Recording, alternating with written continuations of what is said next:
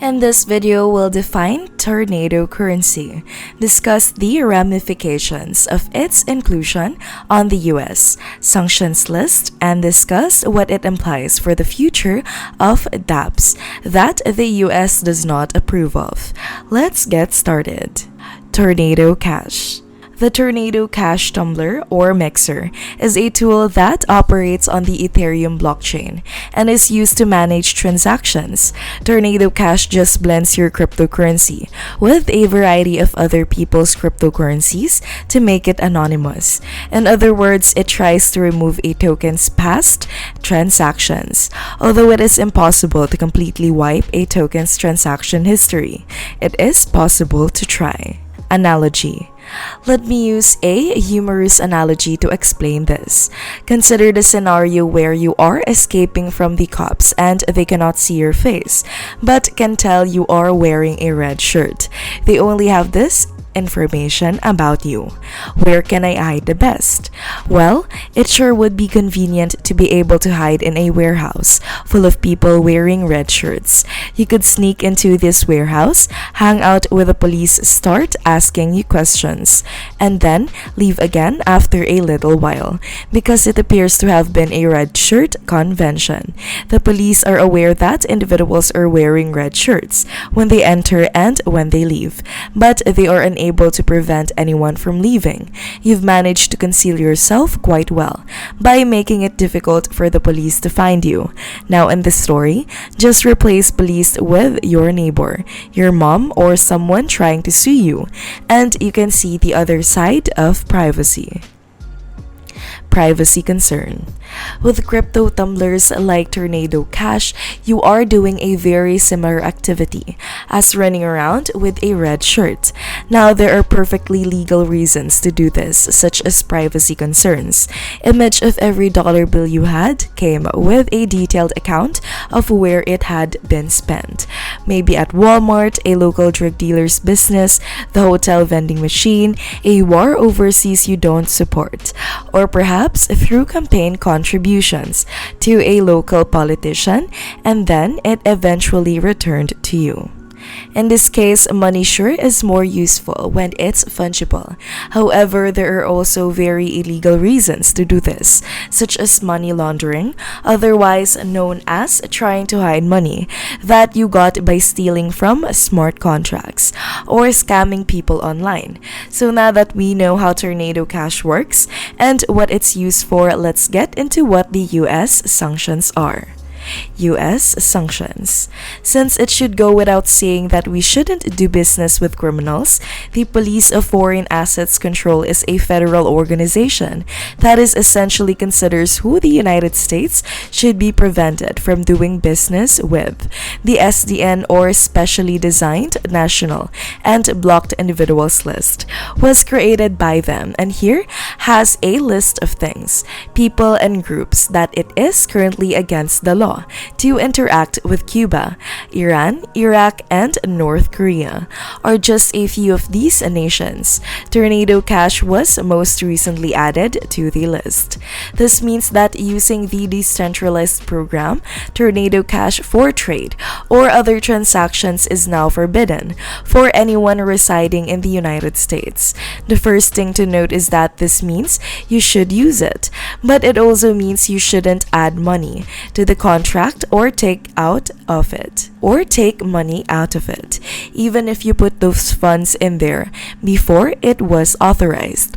To go further, it could also means contributing to the project found on the Gitcoin, which writing code for the project, or even visiting the website.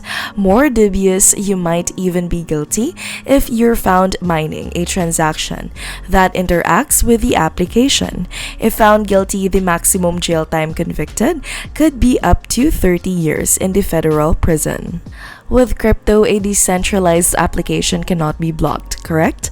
Technically speaking, it is decentralized, and they claim that stopping to preventing these transactions was exceedingly impossible, but adding it to the sanctions list will have a lot of unintended consequences. Let's look at those now. Deterrence. To begin with, if at all possible, all tokens used on the platform must forbid the use of that application.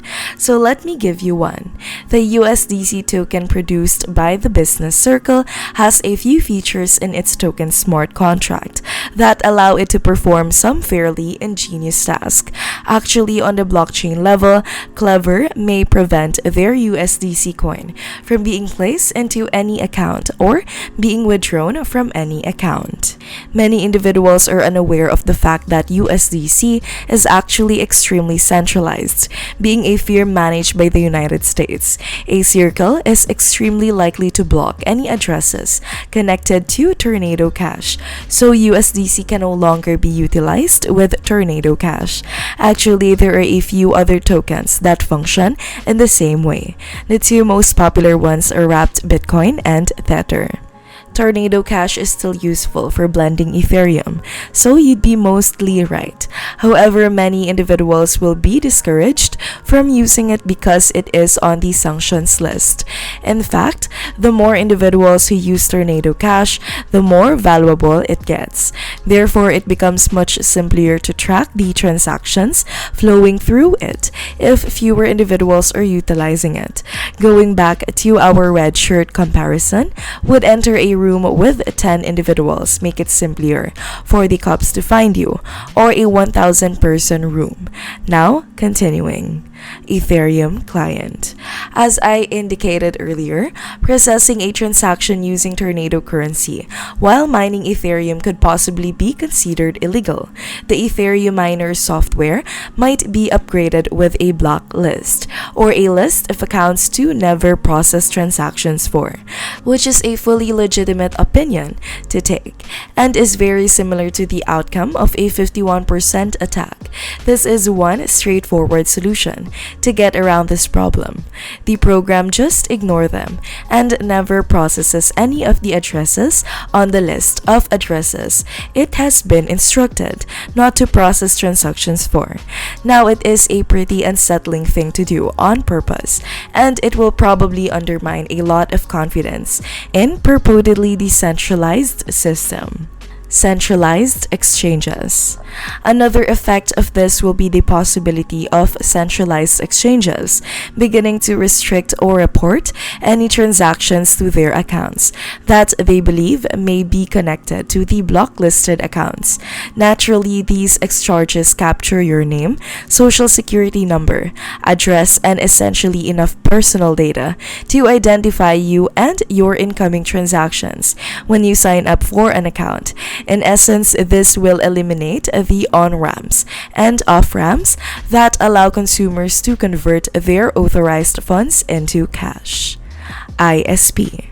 One further thing to note is that your ISP, or the provider of your internet service, has the power to ban access to the Tornado Cash website. They can easily stop Tornado Cash web assets from being sent to your address and stop Tornado Cash from being resolved to an IP address by DNS lookups. You are effectively barred from utilizing them.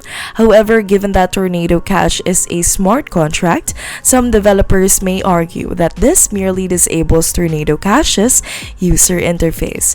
You can still interact with the contract if you know its address, but let's go on to something else. Blackmail. However, if Coinbase has a list of addresses that have been banned and they consider that I received funds from one of those problematic addresses, they might also conclude that I was working with a shady character, and they might even keep my money if they don't suspend my account. This raises the issue of how far back we can successfully track fraudulent funds. Perhaps we'll impose a cap of 100 accounts before you can be certain you are not connected to the illicit money. Money must pass through 100 accounts. Are you still responsible for breaking the rules? We could certainly implement this idea, but it's not a good one, because I could theoretically create software that quickly transfers Ethereum between 100 different accounts.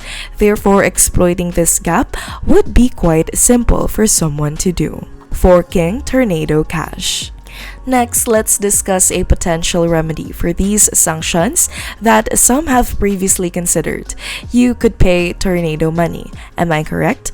The fork will require a lot of time and money, which is the issue with this. Keep in mind that the technology used to anonymize your funds works better the more red people there are in the room. The next protocol won't be as successful if there are only $1 million in it, as it would be if they could have $100 million locked up in it. Tornado Cash currently has a little bit more than 400 million locked up. One thing to bear in mind is that it looks like a pace of new technology is outpacing the ability of the law to keep up. Tornado Cash has been there for a while. Yes, someone may create a 2.0 version that isn't sanctions, but when the TVL hits a certain level of sufficient funds are locked up in the new version, it will be sanctioned once more. However, there will always be a lag between construction workers and lawmakers.